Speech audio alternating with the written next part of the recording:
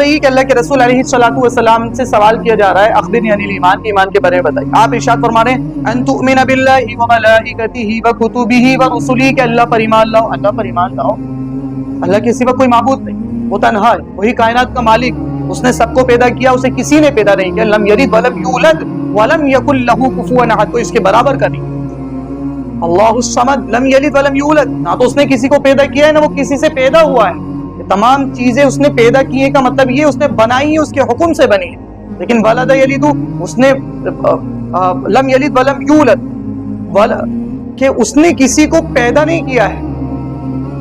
تو اللہ پر ایمان لے کر کے، اور اللہ پر جب ایمان لے آؤ تو اس پر جمع رہو. حدیث شریف میں آتا ہے اللہ کے رسول سے پوچھا، اللہ کے رسول مجھے ایک عمل بتا، کوئی عمل بتا دیجیے. آپ نے فرمایا قل آمنت باللہ، کہیے کہ میں اللہ پر ایمان لایا، ثم استقم، پھر اس کے اوپر جم جائیے.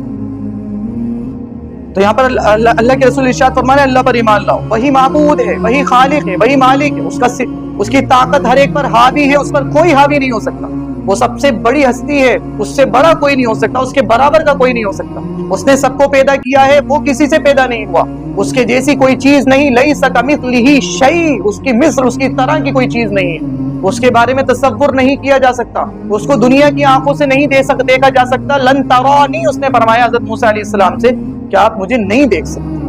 اس کے علاوہ وہ ہر چیز پر قادر ہے. ان اللہ علی کل شیء قدیر، وہ ہر طرح وہ دیکھتا ہے. ان اللہ سمیع بصیر، وہ دیکھنے والا بھی ہے، سننے والا بھی ہے، اور اس کی پکڑ بڑی مضبوط ہے. ان بطش ربک لشدید، اس کی پکڑ بڑی سخت ہے. وہ رحیم بھی ہے. ان اللہ غفور الرحیم، وہ بہت مغفرت کرنے والا، بڑا رحم کرنے والا ہے.